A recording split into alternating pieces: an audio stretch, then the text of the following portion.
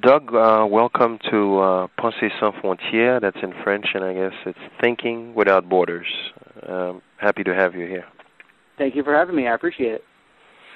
Doug is an engineer, and I guess an engineer by trade, and has worked for NASA for, I guess, a number of years. But right now, Doug, you're working on a systems approach, and you're looking at Cybernated Farm System. And we've qualified it, and you let me know if I'm correct. It's really from moving communities from scarcity to a certain level of stability, moving towards, I guess, abundance. Would that be correct? Correct, yes. The one quick thing I want to confirm or clarify is I didn't work for NASA directly, but I did work for the Space Shuttle program. I, along with thousands of others, was one of the subcontracted employees that worked on the Space Shuttle program. I know a lot of people think Space Shuttle equals NASA, but exactly. In a lot of cases it's not exactly true, but it's all good. I just like to clarify that so nobody gets the wrong idea. Exactly, very good. But yes, Cybernated Farm Systems is trying to be a bridge to a better thing, starting first and foremost with addressing the needs of people in the impoverished portions of the world that are literally starving to death. And it's because of several factors, but some of the reasons are because their landscape is just not well suited for farming. It could be logistics and money issues because it just costs too much over time to just ship them food. And not only that, I mean, if we think about it long term, it's not very ecologically sound to keep shipping food all over the planet anyway because of the carbon footprint and everything that's involved with all the pollution created from that transport, from all the different transport mechanisms. So what I'm trying to do is do local production and local distribution, whether it's directly in the villages themselves of where these people live, or if nothing else, within a much shorter geographical zone to where they live, so that the transport is drastically shorter if there is a need for transport.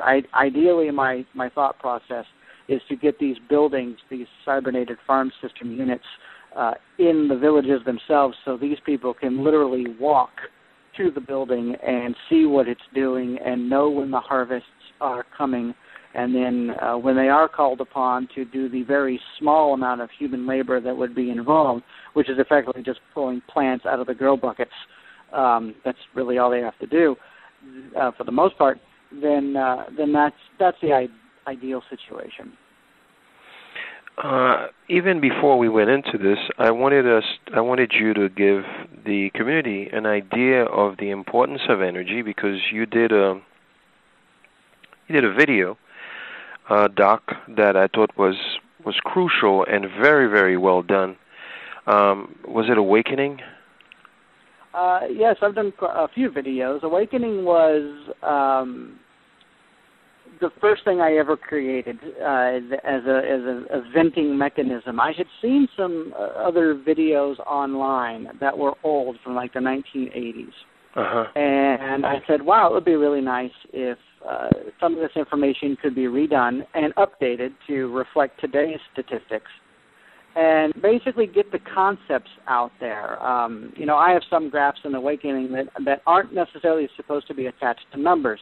The conceptual thought process kind of graphs that intuitively we understand. Like, for example, over the past 100 years, the need for human labor has drastically dropped because of our innovations in machines and technology to do the work for us.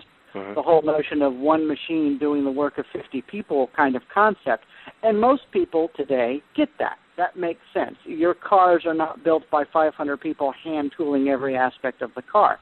There's an entire assembly line of robots and machines welding and moving and lifting and pulling and doing all this stuff because cars are inherently heavy, and so it would take a lot of people to lift the frames, but a robot can just grab it and move it really fast because it's so much stronger. So when you start looking at those concepts, those are this kind of cute little graph that shows some of the conceptual thought process.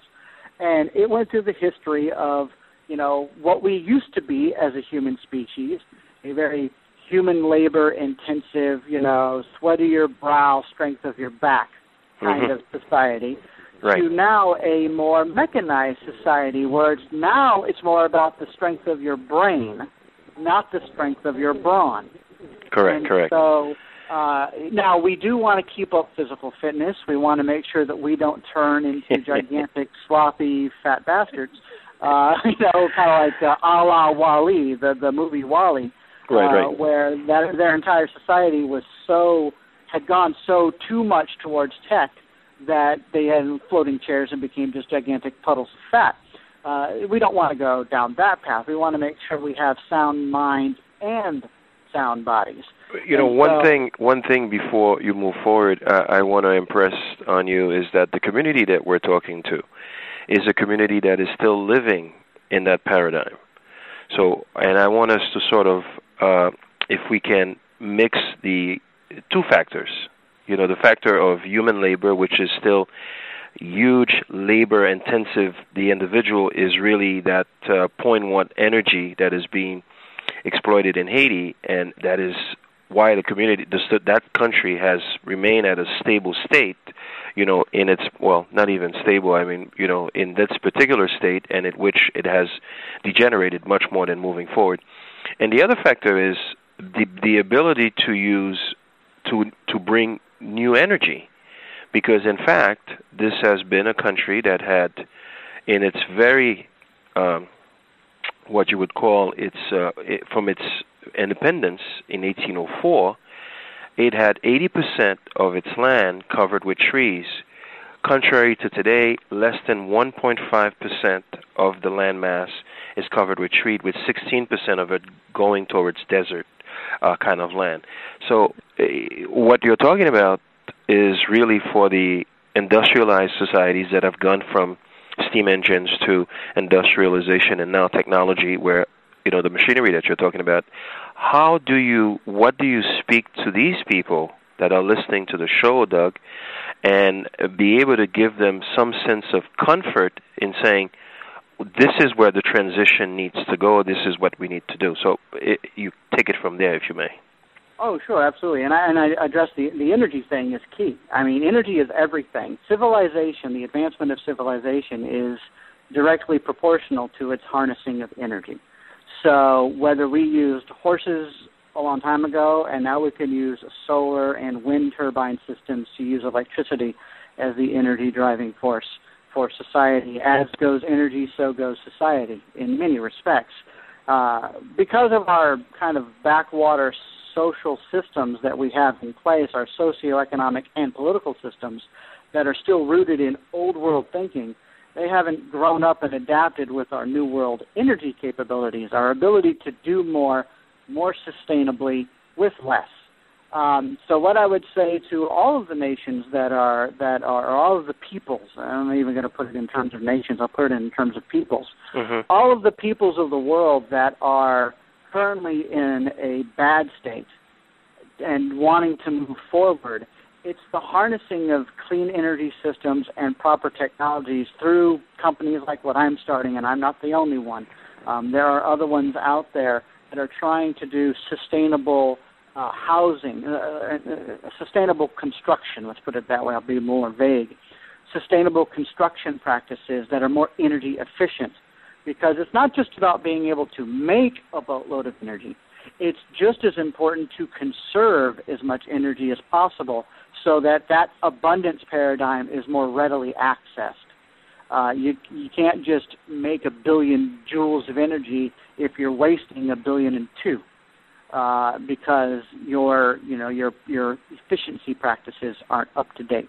And so we want to maximize as much as we can our efficiency so that when we do create 1 billion joules, we have a wicked surplus. We just have a whole lot, which is great, because that can be shared amongst all the people in a dynamic, easy kind of way, using the technology that we're talking about. Correct. So that's what people can look forward to, is harnessing these systems and finding entities and organizations and companies that are talking about true sustainability, not the political lip service sustainability that we sometimes hear about on the news, like, oh, we want to do sustainable coal. What? Are you freaking kidding me? Coal takes tens of thousands of years, longer than that, to make coal, and just a few seconds to light it on fire. And it's like, that is not sustainable. Never has been, never will be. And so when they start talking about sustainable coal, sustainable oil industry, they're full of crap. No, sustainable is stuff that is renewable, that is easy to rotate. Solar, the sun's not going anywhere for a couple of billion years. I consider that pretty darn sustainable. The wind always blows on the planet. There are some places that are better than others, okay, but the wind still blows. What's important is to create wind turbine systems that are more efficient at capturing even the slightest of wind. That way, no matter what, even on a 5-mile-an-hour wind day, you're in a position to still gather electricity by using nature. Nature is renewable. Let's use what's been given to us. No, let's say given, because that assumes somebody gave it, and I don't want to go down that path. Let's use what we have. Let's use what we have to the best of our ability. Now, and I know that in the presentation that you made in Oslo, Norway, which I thought was a superb presentation, you dealt with so many different issues in giving people, in setting up these ideas. You present a very sane approach, very scientific in its basis, which is you're saying, just like you just said, let's use what we have. And you're saying we should use a diversity of energy, such as wind, solar, and geothermal. And that gives a certain balance. Now, the question that has always remained for a lot of people, Doug, is the issue of storage, right? So in other words, is these wind energies, these wind turbines, and also the solar energies, which are moving now from nano-solar mechanisms, how well are those things being stored? And so therefore, in other words, when the sun goes down, the wind is not how long does it last, and things of that nature. Right, exactly. And so now we kind of come into a combo system of thought processes. One, how energy intensive, let's just look at a house. That way we can keep it simple and people can understand this. Correct. Let's look at a house. How much energy does your house need? All right, now you can maximize that by using LED lights instead of all the old-fashioned style of lights, because LED lights will give you just as much light, if not more, for a much, much less energy cost. So now you don't need as much. Can you do the same thing with your refrigerator? Can you do the same? So can you maximize the energy efficiency of the systems in your house? Now, for the most part, the answer to that is yes. There are many different ways to drastically reduce the energy consumption of your house. So now you're looking at how much then do I need to store. Battery technology, and it all boils down to batteries. Batteries and capacitors. You can have big capacitor systems, and if people don't know what those are, I'll keep it really simple. Well, they know what batteries are. The capacitors, they might not be too sure. Right. The capacitors are also energy storage devices, and they release it in like one big shot. And you can even bleed them. There's ways to get trickle out energy off of that. So just a capacitor, just think of it as another battery for layman's purposes. People, who have access to the web can easily look up what a capacitor is and how supercapacitors work, how regular capacitors work, things like that. So if you have multiples of those systems in your house, you really only need to then at least have enough charge to run your stuff for 12 to 14 hours. Now you're looking at nighttime. At nighttime, when you're sleeping, almost everything in your house is off, so your energy load is really low. The wind is still going to blow. See, that's the beauty about wind. When the sun goes down, the wind still blows. That's and if right. the wind's not blowing that well, the waves are still rolling. And if the waves are still rolling, you still have your tides. So that's why it is a systems approach to energy. It's not a one-shot fixes everything kind of deal, because that's kind of silly. You don't depend on just one single source, because what happens when that goes out? Well, you're up the creek, and you're not having a very good day. So you want to have a multitude of options that work together. You want to have a little bit of wind and a little bit of solar, geothermal, wave, tidal. That way if one of them happens to not be so strong that day, the odds are the other 3 or 4 are going to pick up the slack. And so when you run basic statistics on that, and especially in a place like Haiti, for example, being an island and whatnot, you've got a lot of offshore winds. You do have the waves. There's ways to tap all of those energy potentials. The only thing I don't think Haiti has is geothermal. I could be wrong. I'm not sure how geothermally active. That was a hard one to say. Right. It is, but still, there are all these other options. And when you look at the advances in, say, wind turbines, when people think wind, they think the giant fans, the giant wind farms that take up a whole bunch of real estate, and they're not very pretty. And they're just like gigantic fans that just go around. And they require a lot of wind to get started because they're so huge.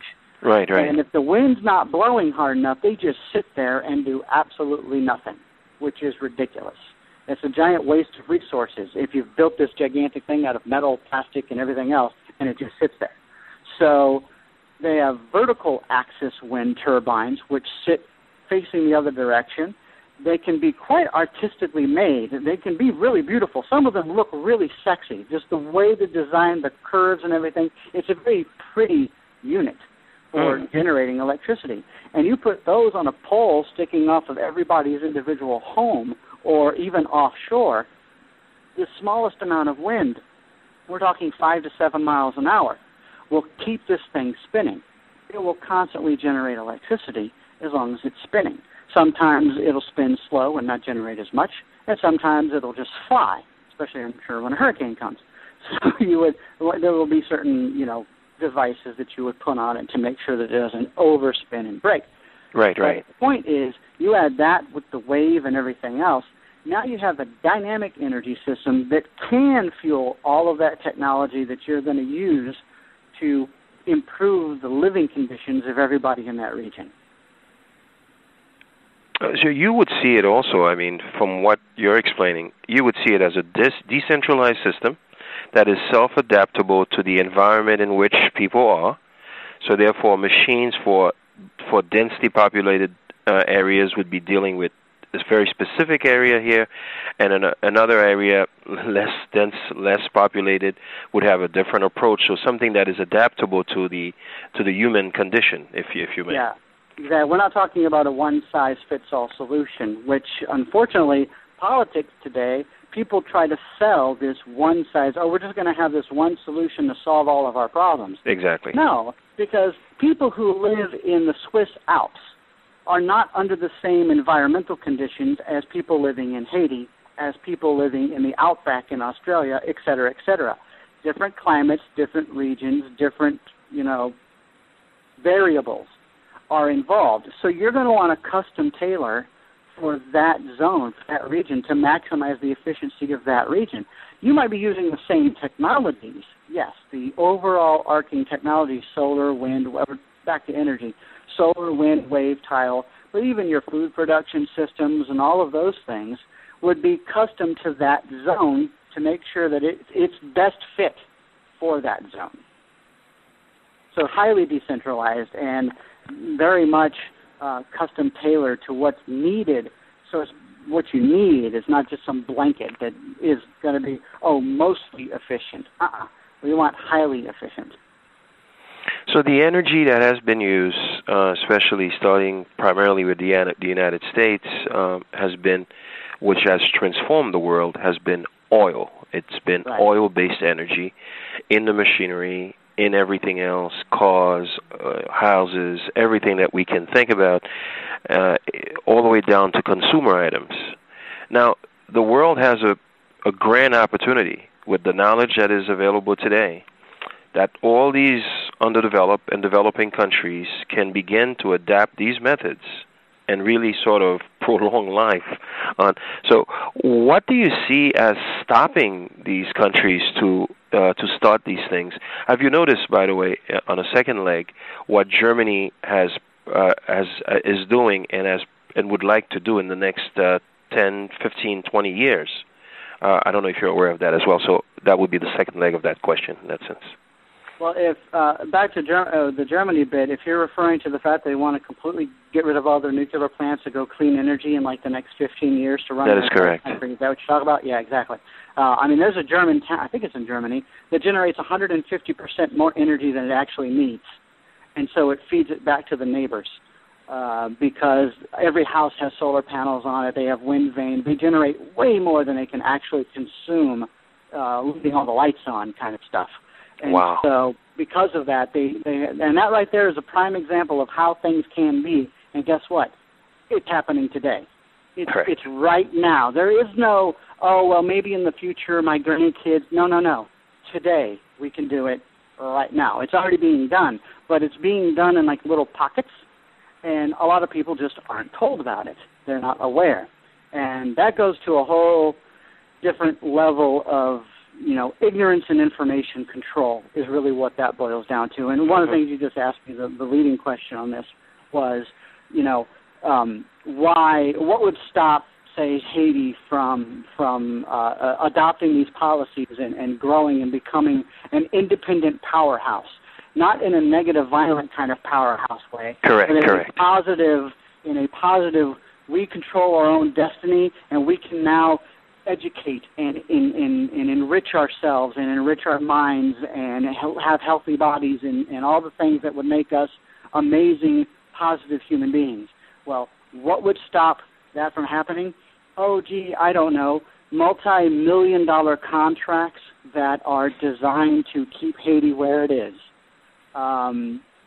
If Haiti or any impoverished sector of the world became unimpoverished and became an independent powerhouse in the positive way, well, now you're talking about no need for major construction contracts, multi-million-dollar construction contracts that are generally subsidized by governments and things like that. You no longer have this energy dependence on the big oil industries that are multi-billion-dollar industries that, to be perfectly honest, care more about their bottom lines and their shareholders than they give a crap about the planet or the people on it. It's really that simple. Now, the individual person that works at the oil company, I do not say they wake up every morning going, ha, ha, ha, ha, how can I screw the planet today? No, I'm not saying that. I'm saying that the overall structure, how these systems are built, the way government is constructed, the way corporations are and the business and the markets are constructed, they are anti-sustainability. Not only they're anti-economies and they're anti-sustainability. Because if we were truly sustainable and we did economize, and people need to remember that economize. What does that mean? To do more with less, to minimize your impact. To economize is to do things as efficiently as possible, by root definition of the word. And so why aren't we doing that? Well, the system's not built for that. The entire overarching socioeconomic climate that we've kind of fallen into is not built for that.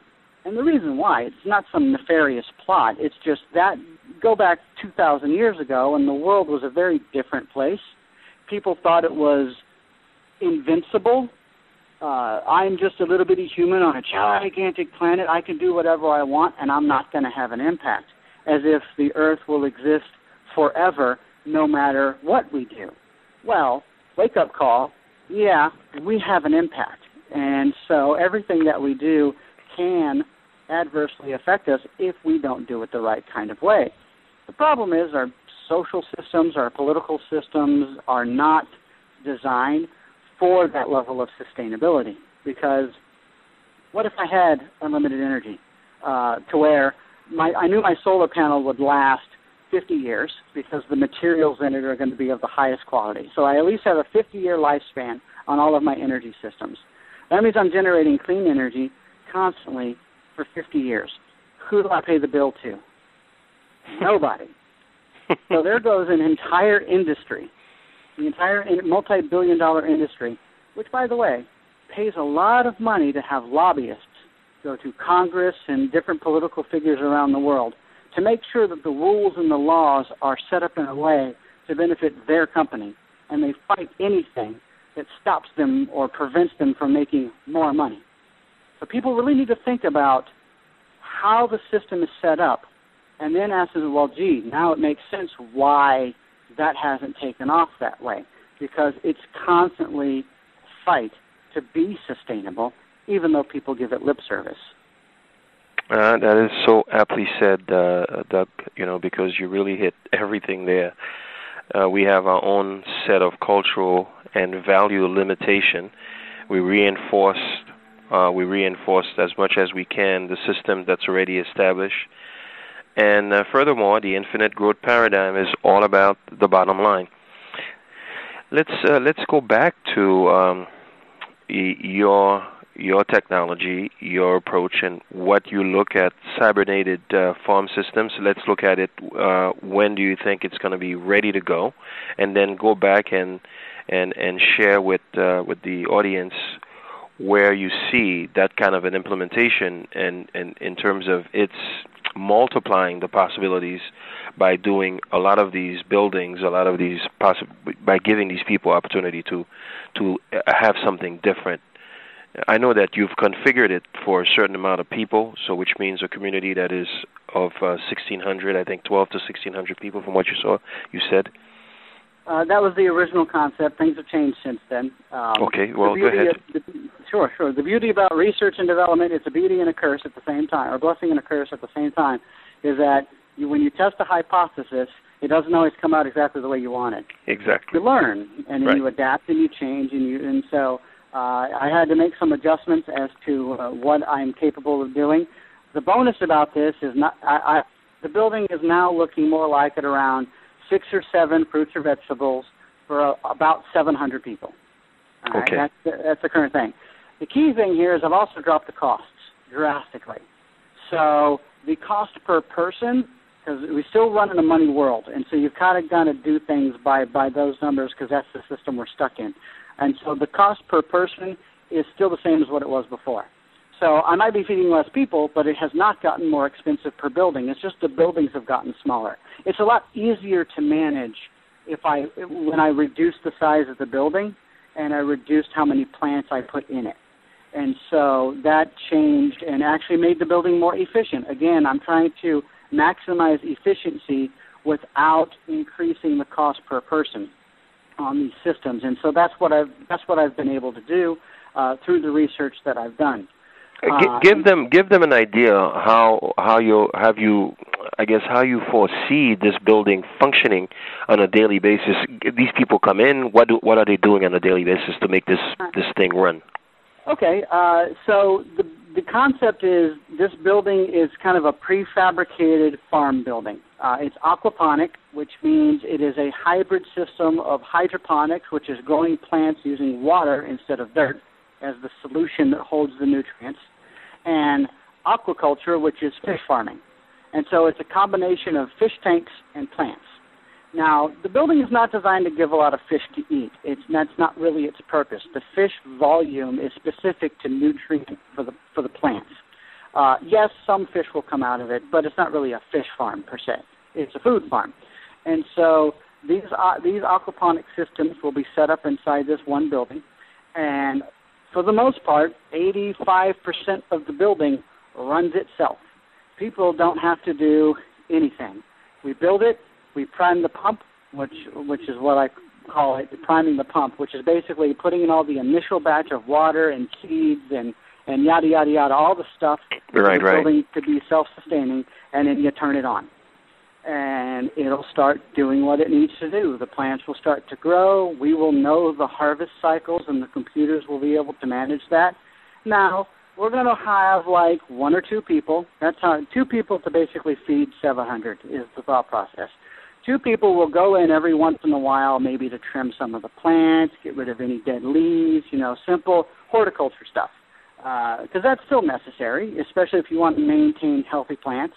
Things like tomato plants that you don't just rip the whole thing out of the ground when it's done with its first harvest, because it can give you 2, 3, 4 rotations on tomatoes, for example. Right. So you would go in and pick those specifically. So that part, it's a highly automated system. It's not fully automated, and that is what helped me drop down the cost a lot. Could I do fully automated? Yes. Is it reasonable right now to do fully automated? No, not yet. Later on down the road, when my company is a little bit bigger, I will absorb a lot of those costs myself and start making these things even more automated. But right now, my intent is to help feed people that are dying. That's my goal. And so I don't have to be 25th century with everything right off the bat. I just want to be as efficient as possible to help people get food as quickly as possible. And so these buildings and also in a consistent manner as well. Exactly. And so the thing with this building is the people who, some people wonder, well, how can these people afford it? The people who are starving to death are not going to be the ones buying the food. They're not the ones buying the food that they get now for the aid relief. Governments and humanitarian organizations pool their resources to buy a boatload of food or whatever, and they send it down to them. And then that food is consumed, and then they've got to do it again and again and again. That's not very sustainable. My system is set up so that you drop it in the middle of nowhere, and it starts to crank out food, and it will continue to crank out food forever. And it's a one-time cost. In other words, you buy the building. You're not buying the plants, like the harvest. Right, so that's correct. It's a food factory. And so it ends up being a lifetime access to this building if you live within range. So let's say a group of 700 people wanted to come together as a group and say, we want to buy a building. Okay, you could buy a building. And everybody, buys their portion of it, or whatever the case may be, and they put it near where they live, and they would have ready access to the harvest. Do you have a cost already? Do you have a specific fee that you've thought about? Right now we're looking at about $1,700 per person for access to the building, and that's a one-time cost. Okay. Well, basically, for $1,700, you have 30 plus 40-odd years of access, 40 to 50 years of access to the building. Okay, which makes it very cheap. There's no question about it. It's now you're talking about 1,700 multiplied by 700 people, of course. Yeah. It's about a $1.1 million building. Okay. Roughly. Now that, of course, could change, in the next couple of months as I start going through prototype development, because you were asking, when might it be online? Well, that's correct. Right now I've gone through my initial R&D phase, which gave me a lot of baseline information so I can design out my prototype building.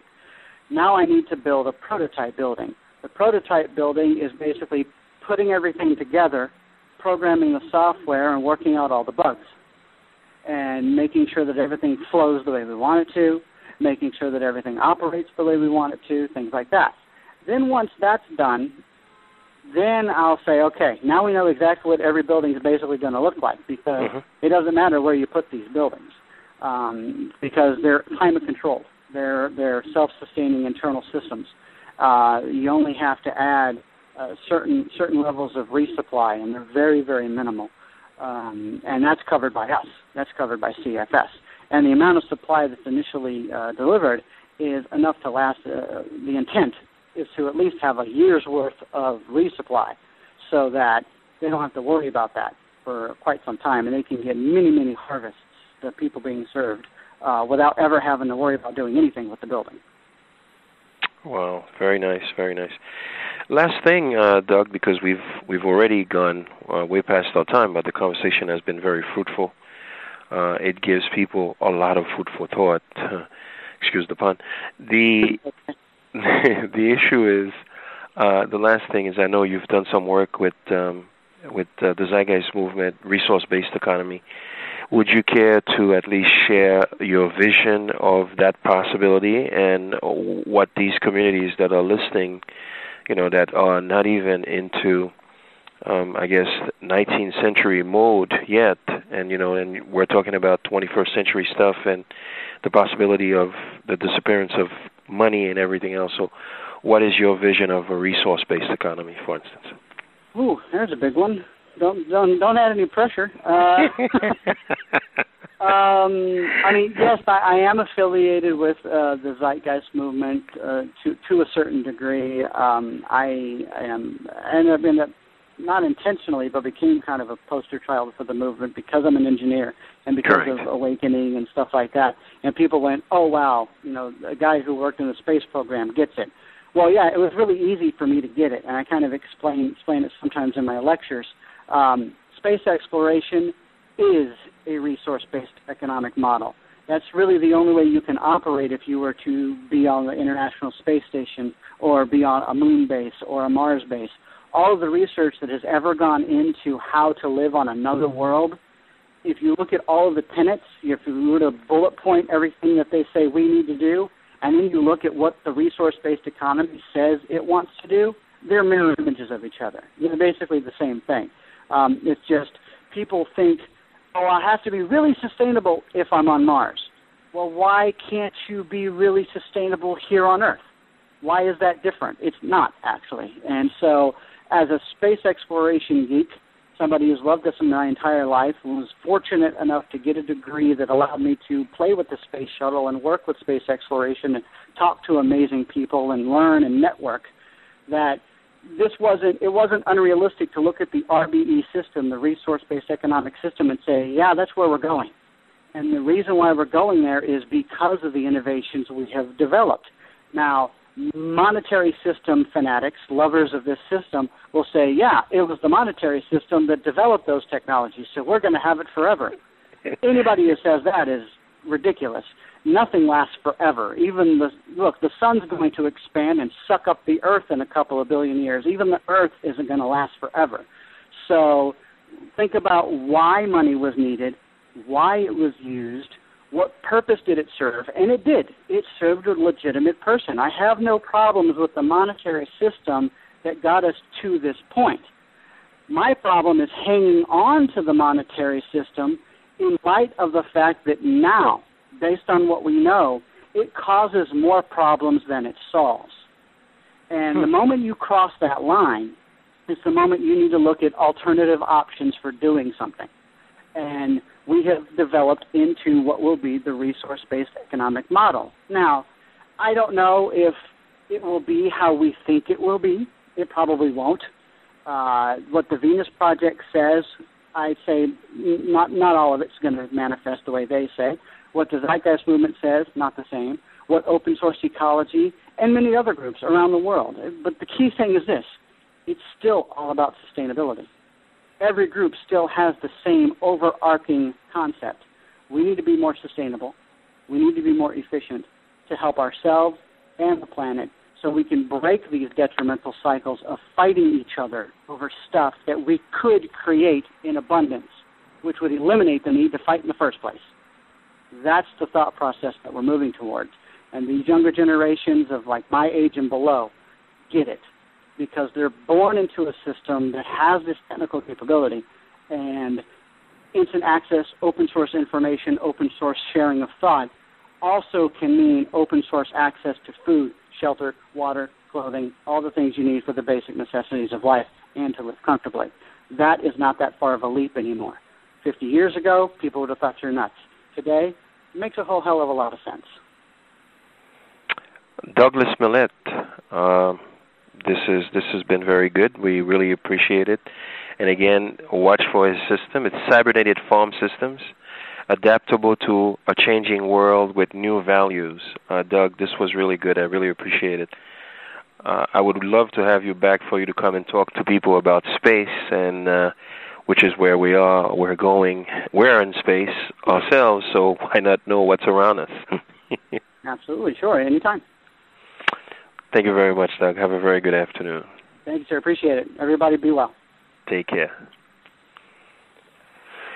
Bon, nous sommes Douglas Mallette qui va nous compte information là, qui va nous en pile à réfléchir, et je pense que nous pas qu'à joindre ça souvent, et même là nous joignons, apprécier et prendre tout ça que nous capable prendre de ça le dit là. Encore, nous dit tout le monde, continuez à l'émission, et puis pour nous-mêmes, nous prenons pour une pause.